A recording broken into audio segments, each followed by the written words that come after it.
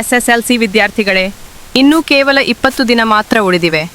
ಈ 20 ದಿನ ನಿಮ್ಮ ಜೀವನವನ್ನು ಮೇಲಕ್ಕೆ ಎತ್ತಬಹುದು ಅಥವಾ 1 ವರ್ಷ ಹಿಂದಕ್ಕೆ ತಳ್ಳಬಹುದು. ಪ್ರಶ್ನೆ ಏನು ಗೊತ್ತಾ? ನೀವು ಈ 20 ದಿನಗಳನ್ನು ಹೇಗೆ ಬಳಸುತ್ತೀರೋ ಅದೇ ನಿಮ್ಮ ಫಲಿತಾಂಶ ನಿರ್ಧರಿಸುತ್ತದೆ. ಪ್ರಿಯ SSLC ವಿದ್ಯಾರ್ಥಿಗಳೇ, ಇದೀಗ ಭಯಪಡುವ ಸಮಯ ಅಲ್ಲ, ಇದು ನಿಮ್ಮ ಶಕ್ತಿ ತೋರಿಸುವ ಸಮಯ. 20 ದಿನಗಳು ಚಿಕ್ಕದಾಗಿ ಕಾಣಬಹುದು, ಆದರೆ ಸರಿಯಾದ ಯೋಜನೆ ಇದ್ದರೆ ಸಾಕು, ಅದ್ಭುತ ಫಲಿತಾಂಶ ತರಬಹುದು. ಮೊದಲ ನಿಯಮ: ಹೊಸ ಪಾಠ ಆರಂಭಿಸಬೇಡಿ.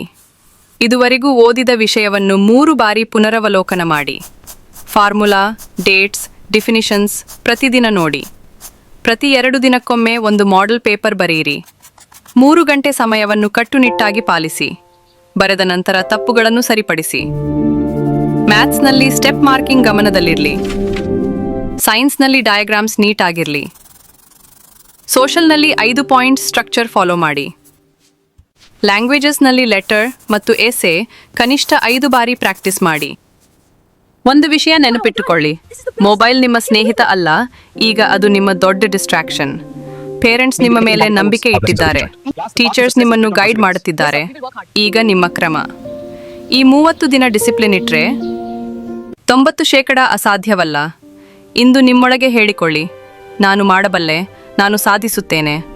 All the best SSLC warriors. Your success journey starts from today.